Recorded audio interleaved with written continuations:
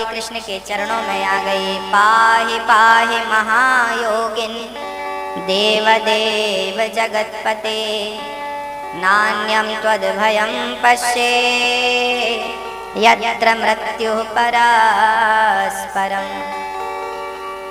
अश्वत्थ चरणों में गिर पड़ी उत्तरा, प्रभु रक्षा करो। भगवान बोले देवी क्या हुआ? उत्तरा बोली प्रभु जिस बालक ने जन्म ही नहीं लिया उसके दुश्मन हो गए और उसे मारने के लिए ब्रह्मास्त्र चला दिया। प्रभु मैं क्या करूं? भगवान से कहा प्रभु मेरी रक्षा करो, यदि मेरा बालक मर गया तो लोग आपसे प्रश्न करेंगे कि पांडवों के रक्षक आप थे, उनके वंश में कोई पानी देने वाला नहीं बचा। भगवान ने नन्हा सा रूप बनाया अपना और उत्तरा के गर्भ में प्रवेश कर गए और भगवान ने उत्तरा के गर्भ की रक्षा की। भगवान को गर्भ में जाना पड़े तो भगवान गर्भ में जाते हैं। अपने भक्त के लिए भगवान सब कुछ करने को तैयार है। उत्तरा के गर्भ को भगवान ने बचाया और प्रसन्नता से भगवान जाने लगे। रास्ते में कुंती बुआ मिल गई। कुंती बुआ ने कहा प्रभु कहाँ जा रहे हैं? भगवान ने कहा बुआ बहुत दिन हो गए हस्तिनापुर में, अब द्वारिका सोनी है, हम द्वारिका जा रहे हैं। कुंती बुआ चरणों में गिर पड़ी, गोविंद आज मैं आपसे कुछ कहना चाहती हूँ। हाँ हाँ बुआ कहो।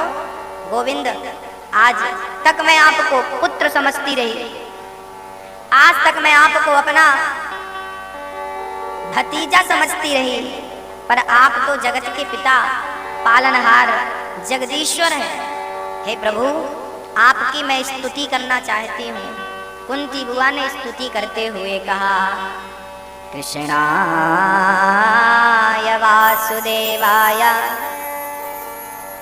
देवकी नंदनाय च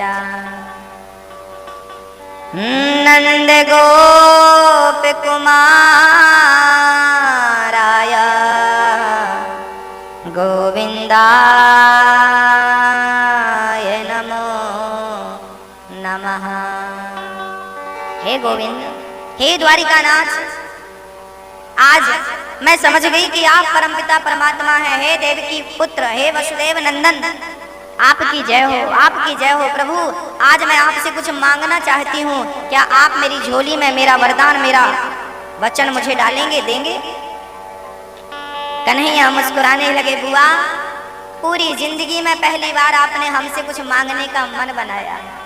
जो मांगोगी माँ मैं दूंगा, बोलो तुम्हें क्या चाहिए? कुंती बुआ रोने लगी। श्याम सुंदर हमें कुछ नहीं, केवल एक चीज मांगना है और हम उसके लिए खड़ी हैं, आप हमें वही दीजिए। मांगो तो सही, क्या चाहती हो?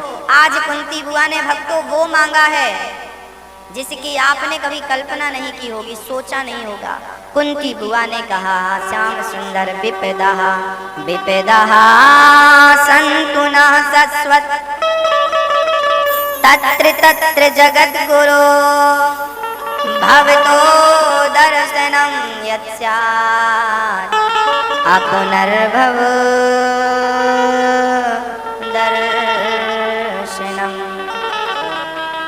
हे गोविंद द्वारिकाधीश, आज मैं आपसे दुख मांग रही हूँ।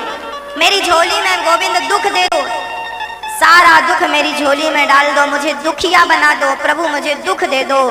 कन्हैया बोले माँ क्या मांग रही हो? दुख मांग रही हो? अरे जब से आपने होश संभाला है दुख ही दुख पाया है। पांडु चल बसे, 5 बच्चों को आपने भीख मांग कर पाला। माद्री चल बसी, उसके 2 पुत्रों को नकुल सहदेव को आपने पाला। कितना कष्ट उठाया, भरी सभा में आपकी बहू की लाज दुशासन ने लूटनी चाहिए।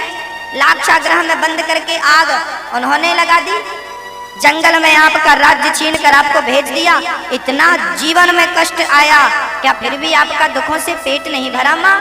कन्हैया से कुंती कहने लगी कन्हैया जीवन में जब जब सुख आया है तब तब हमने तुमको देखा ही नहीं, और जब जब दुख आया है ना तुम्हें अपने करीब पाया है, अपने पास पाया है। ऐसे सुख का क्या करेंगे जिस सुख में मेरा कृष्ण मुझसे दूर हो जाए? लाख गुना अच्छा वो दुख है जिस दुख में कम से कम आपका दर्शन तो होता है। ऐसे सुख पर पत्थर पड़े जो कृष्ण हृदय से जाए, बलिहारी बा दुख की जो पल पल नाम जपाए। हमें सुख नहीं चाहिए गोपाल, हमें दुख चाहिए, दुख। दुखों से अगर चोट खाई ना होती तो कन्हैया तेरी याद हमको आई ना होती। अरे दुख के कारण ही तो आपकी इतनी याद आई। भक्तों याद रखना, जीवन में जब दुख आता है ना तब भगवान का स्मरण ज्यादा होता है, और जीवन में जब हम सुखी हो जाते हैं ना तो हम भगवान को भूल जाते हैं। इसलिए कुंती बुआ ने कहा कि हम दुखी रहें, हम दुख मांगते हैं ताकि हम आपको कभी ना भूलें। बस हम तो आपको चाहते हैं, हमें दुख और सुख से कोई लेना देना नहीं। दुख में सुमिरन सब करें, सुख में करे न कोई। जो सुख में सुमिरन करे तो दुख काहे को हो। भगवान को भूल जाना ही सबसे बड़ा दुख है, भगवान को याद करना ही सबसे बड़ा। जानते हूँ अस स्वामी बिसारी, फिर हित काहे न होई दुखारी। हमें सुख नहीं गोपाल, हमें दुख दे दे, दुख चाहिए। कन्हैया बोले माँ मैं दुख कहाँ से लाऊं? तो एक काम कर, तू मेरा हो जा, तो मुझे को वचन दे कि तेरी छवि तेरे चरण मेरे दिल में मेरे हृदय में रहेंगे। कन्हैया एक पल के लिए मैं तुम्हें भूलूं ना, एक पल के लिए मैं आपके चरणों को भूलूं ना। बस यही वरदान दो कि मैं सदा आपका चिंतन करती रहूं, इन आंखों से आपके चरणों का दर्शन, इन कानों से आपकी कथा का श्रवण, इन चरणों से आपके दर्शन के लिए चलती रहूं, इन हाथों से साधु संतों की सेवा करती रहूं। हमें और कुछ नहीं चाहिए गोविंद, हमें केवल आपकी चरण धूल चाहिए, चरण रज चाहिए। भगवान बोले माँ जाओ, हमने अपना स्मरण अपनी याद आपको हमने दिया,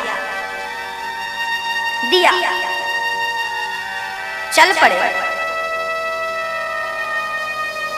कुंती बुआ भगवान से दुख मांगती है, और हम लोगों के जीवन में थोड़ा सा दुख आ जाए ना तो हम भगवान से शिकायत करते हैं, तुमने तो हमें दुख दिया, हमने तो इतना भजन किया, हमने तो इतनी भक्ति करी, और बदले में क्या मिला। आजकल के लोग भगवान की भक्ति केवल सुख पाने के लिए ही करते हैं। अरे भाई भगवान का सुख से दुख से कोई लेना देना नहीं है। भगवान सुदामा जी गरीब थे, क्या भगवान उन्हें अमीर नहीं बना सकते थे? क्या सुदामा खुद भगवान से याचना नहीं कर सकते थे? नहीं करी, क्योंकि सुदामा के अंदर चाह थी ही नहीं ना। चाह मतलब इच्छा, इच्छा थी ही नहीं। जैसे धन पाने की इच्छा हो उसे धन में स्वाद मिलेगा, जैसे धन पाने की इच्छा ही नहीं उसे धन, उसके लिए क्या वैल्यू है, उस धन की क्या कीमत है बताइए। एक फकीर आदमी, फक्कड़ आदमी, साधु नर्मदा के तट पर बैठा है, मां नर्मदा के किनारे भजन कर रहा है। उसके सामने आप 1 करोड़ रुपए रख दो, भाई साधु जी करोड़ रुपया आपके। साधु जैसे राम से लगन लग चुकी है, जो राम का बन चुका है, वो पैसे से क्या करेगा। मीरा ने कहा था ना, पायो जी मैंने राम रतन धन पायो। नहीं, क्योंकि पितामह सोच रहे थे कि मरने से पहले इन आंखों से एक बार श्री कृष्ण का दर्शन कर लो, और दर्शन करते करते प्राण निकले, ये संकल्प उन्होंने मन में ले रखा था। हमारे भारत में हर व्यक्ति यही चाहता है कि मरते समय भगवान का दर्शन हो जाए। इतना तो करना स्वामी, जब प्राण तन से निकले। पितामह भीष्म इंतजार कर रहे थे, आंखों को इंतजार है सरकार आपका। तरस रही हैं आंखें, कब आएंगे, कब दर्शन होगा, कब दर्शन होगा। तभी पितामह भीष्म ने देखा कि आज कृष्ण मेरी तरफ स्वयं चल कर के आ रहे हैं। आहा, वो उठकर दौड़ तो नहीं सकते थे, पर उनका मन भगवान कृष्ण के चरणों में जाकर लिपट गया और वो प्रेम से झरझर नेत्रों से आंसू बहाने लगे। कन्हैया, मुझे यकीन था कि तुम दर्शन देने जरूर आओगे। आज वामन दिन के बाद भगवान दर्शन देने पितामह भीष्म के पास पहुंचे। वामन दिन तक वो तड़पते रहे। अच्छा भक्तों, जब तक भूख ना हो तब तक भोजन स्वाद नहीं देता। लोग कहते हैं भोजन में स्वाद होता है। रसगुल्ले अच्छे थे, आज की सब्जी अच्छी थी, आज की दाल अच्छी थी, रबड़ी अच्छी थी। अरे भाई, स्वाद व्यंजनों में नहीं होता, स्वाद तो भूख में होता है। भूख लगी हो तो बासा भात भी अच्छा लगता है, बासा चावल भी अच्छा लगता है, बासी रोटी नमक के और अचार के साथ स्वाद देती है। और भूख ना हो तो 56 भोग भी फीका लगता है। तो दर्शन करने की जब तक उत्कंठा नहीं होगी, जब तक लालसा नहीं होगी, तब तक दर्शन भगवान देंगे तो क्या उसका आपको लाभ मिलेगा? एक बात बताऊं भक्तों, हम ना तड़पते नहीं हैं। हम लोग भगवान से मिलने के लिए तड़प कहां रहे हैं, बेचैनी कहां है? हम तो धन की चाह में पड़े हैं, मान प्रतिष्ठा की चाह में लोग घूम रहे हैं। जब तक भगवान की चाह नहीं होगी तब तक भगवान की प्राप्ति होगी कैसे भैया? क्या आपको चाह है, इच्छा है, लालसा है, ललक है? नहीं भाई, किसी व्यक्ति को हीरा पकड़ा दो और उसे पता ही नहीं कि ये हीरा है, तो क्या उसकी वो कदर करेगा, इज्जत करेगा, सम्मान करेगा? नहीं। आपको पता ही नहीं कि भगवान चीज क्या है, भगवान क्या है, वो मिल भी जाए तो आप उसको पहचान ही नहीं पाएंगे। भक्तों, भगवान हमारे और आपके रूप में ही छिपा बैठा है। यदि आंखों में प्रेम का चश्मा लगे, भक्ति का चश्मा लगे और फिर देखा जाए उस चश्मे से, तो कण कण में परमात्मा ही परमात्मा नजर आएगा। कण कण में, घट घट में सर्वव्यापी है, दिख जाएगा। पर हमें जरूरत कहां? जब हमें उत्कंठा ही नहीं है मिलने की, ललक ही नहीं है, तो मिलेगा क्यों? ये भी तो विचार करो। पितामह की आंखें तरस रही थी, टुकुर टुकुर उसी तरफ देख रहे थे जिस तरफ से कृष्ण के आने का मार्ग था। और आज आ गए पितामह, गदगद हो गए, भाव से चरणों में गिर पड़े। प्रभु, मुझे यकीन था मुझ पापी को दर्शन जरूर देंगे, जरूर देंगे। स्तुति करने लगे पितामह, हे कन्हैया, मैं देखो हाथ भी नहीं जोड़ पा रहा हूं क्योंकि हाथों में भी बाण लगे थे। पर भाव से,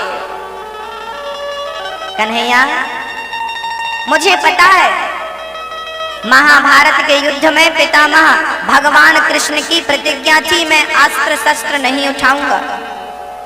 और पितामह ने प्रतिज्ञा ले ली कि मैं अस्त्र शस्त्र तुम्हें उठवा कर ही रहूंगा। तो भगवान ने भक्त की प्रतिज्ञा को बचाने के लिए अपनी प्रतिज्ञा तोड़ दी। भगवान कृष्ण ने देखा कि पितामह बाणों की बरसात कर रहे हैं अर्जुन के ऊपर, तब रथ का पहिया लेकर भगवान दौड़ पड़े। पितामह अब एक भी बाण चलाया तो खैर नहीं। पितामह भीष्म के हाथों से बाण छूट गए, धनुष छूट गया। कन्हैया, मेरी प्रतिज्ञा को रखने के लिए आपने अपनी प्रतिज्ञा तोड़ दी। आपने चक्का उठा करके अपनी प्रतिज्ञा ली थी, मैं अस्त्र शस्त्र नहीं उठाऊंगा, उठा लिया। भक्त का मान भगवान कहते हैं भक्त के मान टले न टले, भगवंत के मान को टलते देखा।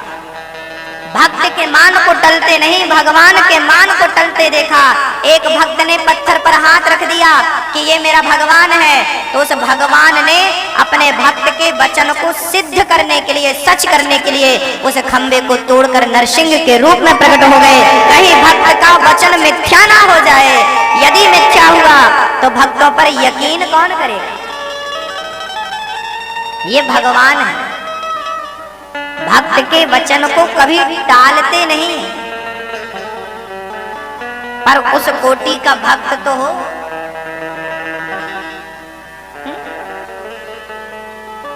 आज भी हर खंबे में, हर पत्थर में, कण कण में ईश्वर है, पर निकालने वाला कोई प्रहलाद कहाँ है?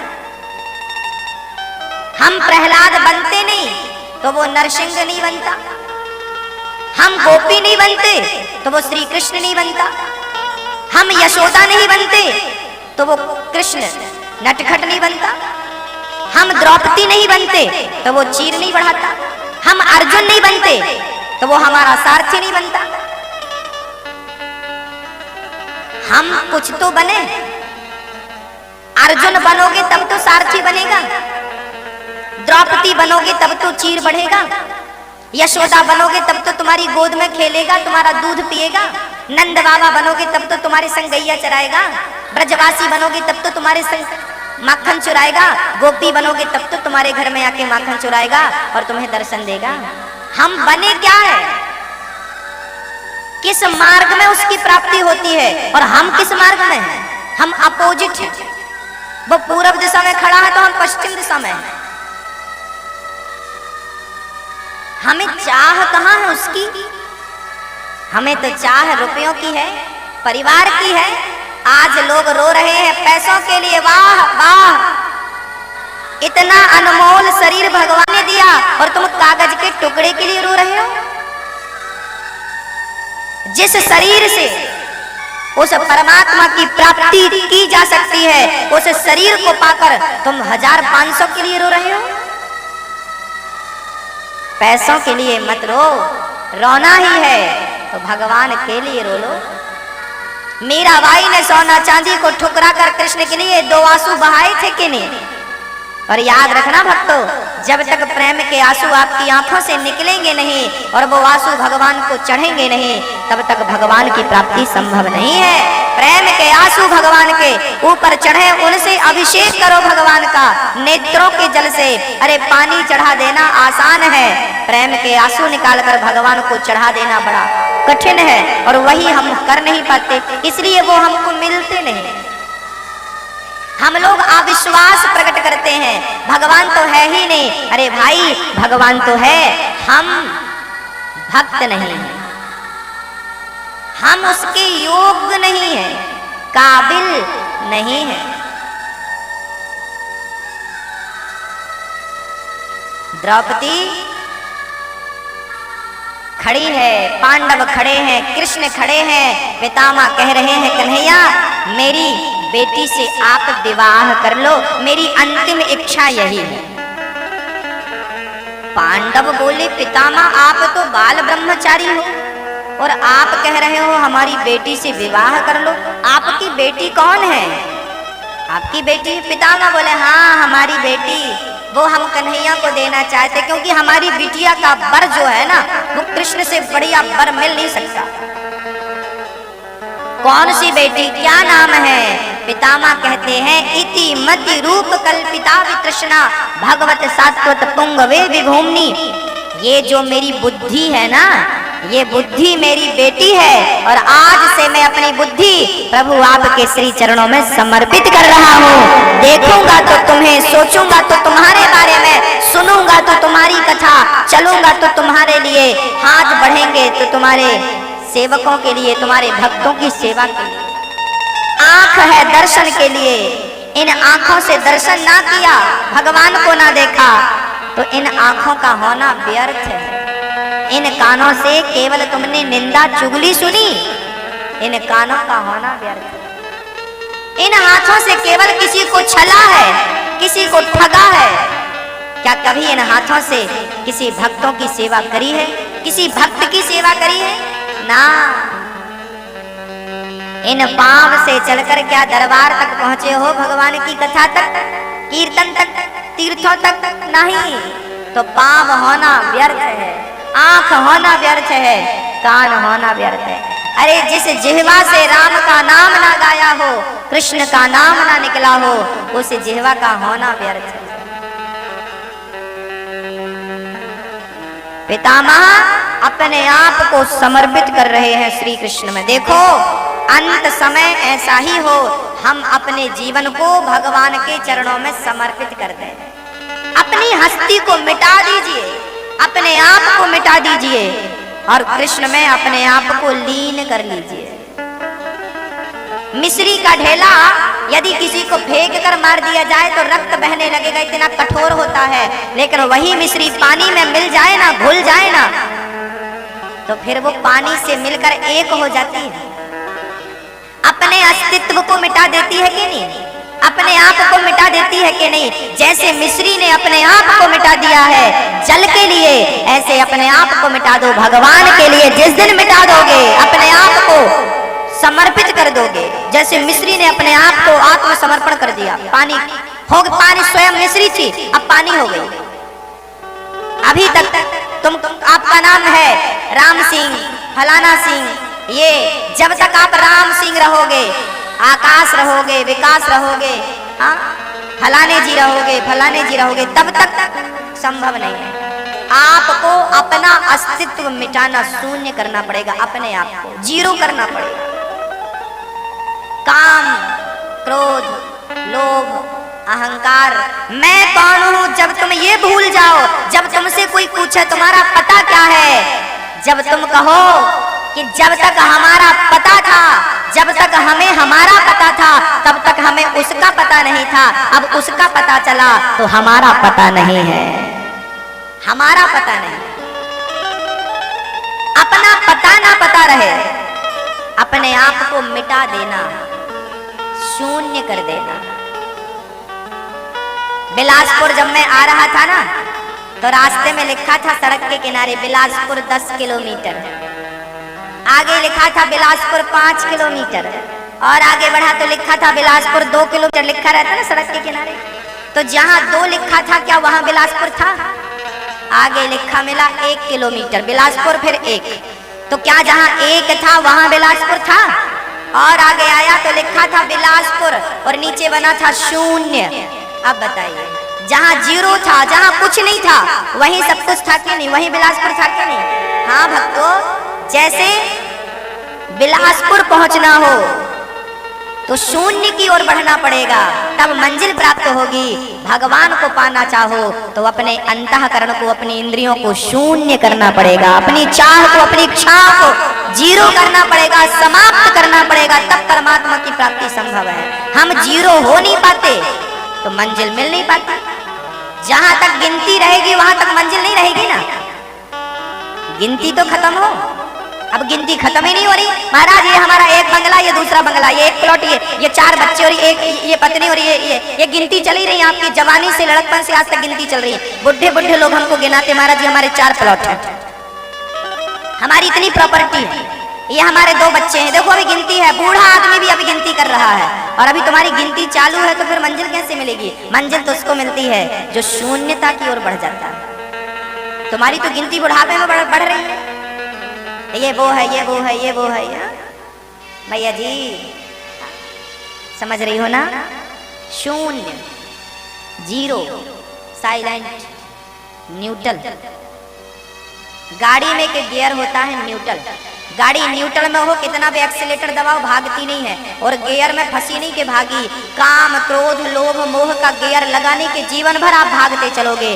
अपने आप को न्यूट्रल करो, अपने मन को न्यूट्रल करो, अपनी इंद्रियों को न्यूट्रल करो। हाँ, पितामह भीष्म ने अपनी बुद्धि समर्पित कर दी, पांडवों को उपदेश दिया। पितामह ने कहा अर्जुन कभी बुरा मत सोचना, किसी के बारे में बुरा मत करना। द्रौपदी हंसने लगी, पितामह मेरे पतियों को ज्ञान दे रहे हो। भरी सभा में मेरी लाज लुट रही थी, आप कहाँ थे? सबसे आगे बैठे थे, क्या आपने मेरी रक्षा करी? पितामह रोने लगे, बेटी द्रौपदी, मैंने जीवन में कोई पाप नहीं किया, इन आंखों से केवल तेरा चीर मैंने खींचते हुए देखा है, इसका दंड मुझे मिला है, मैं बाणों की सैया पर लेटा हूं। कर्मों की सजा तो पितामह भीष्म जैसे दिग्गजों को भोगनी पड़ी, तो ऐरे गहरे नत्थु खैरे आपकी और हमारी गिनती कहाँ है? कर्मों की सजा पितामह से केवल एक ही पाप हुआ था पूरी जिंदगी में। क्या? उन्होंने अपनी आंखों से सामर्थ्य होते हुए भी अपने नेत्रों से द्रौपदी के चीर को खींचते हुए पितामह ने देखा था। इस अपराध से उन्हें बाणों की सैया मिल गई। कहा जाता है कि 21 जन्म पहले पितामह भीष्म ने एक सांप को कांटों में फेंक दिया था, कांटे चुभ गए थे। वो पाप पितामह से 21 जन्म पहले हुआ था। उन 21 जन्म तक पितामह ने कोई गलती नहीं करी, इसलिए वो पाप आ ना सका। इस जन्म में गलती हो गई, पितामह ने द्रौपदी के चीर को खींचते देख लिया। हाँ, आपके पास बल है, शक्ति है, तो पाप को रोकिए। पाप को करना, पाप को बर्दाश्त करना, ये सारी एक ही बातें हैं। पापी जितना पापी होता है, पाप को बर्दाश्त करने वाला भी उतना ही पापी होता है। इसलिए पाप सहना, पाप को देखना, सामर्थ्यता होते हुए भी चुप्पी साधना, ये सारा पाप है। इन पापों से बचो। पितामह द्रौपदी कह रही है, भरी सभा में मेरी साड़ी खींची। अच्छा, द्रौपदी के केस पकड़ के लाया था दुशासन, घसीटता, चल आज तुझे निर्वस्त्र करेंगे। निर्वस्त्र? मेरा देवर है ये, द्रौपदी का सगा देवर था। सगा देवर भाई धृतराष्ट्र और पांडु दोनों भाई थे, एक पिता की संतान थी, वेदव्यास जी की संतान। तो भाई आपका ताऊ जी, आपके ताऊ जी का लड़का और आपका लड़का भाई हुआ। तो द्रौपदी तो दुर्योधन की भाभी थी, 5 पांडव बड़े थे ना। तो ये दुशासन कौन था? ये द्रौपदी का सगा देवर था। आज देवर ने भाभी को, देखो एक देवर ये है और एक देवर है मेरे श्री लक्ष्मण जी, वो भी देवर थे, लेकिन सीता माँ के चरणों के सिवा उन्होंने सीता माँ के मुख को कभी देखा नहीं। भक्तों, लक्ष्मण जी से पूछा था, जब रावण सीता को ले गया ना, तब सीता ने अपने वस्त्र आभूषण डाले थे, बचाओ राम। तब सुग्रीव को सीता के वो आभूषण मिल गए थे। राम को दिखाया सुग्रीव ने, प्रभु पहचानो ये सीता के आभूषण है। लक्ष्मण जी से कहा, राम जी ने, भैया लक्ष्मण देखो जरा सीता का आभूषण है। लक्ष्मण जी ने कहा, प्रभु मैं नहीं पहचान सकता। क्यों? तुमने सीता को नहीं देखा ना? हाँ, पांव की पायल हो, पांव की बिछिया हो, उंगली में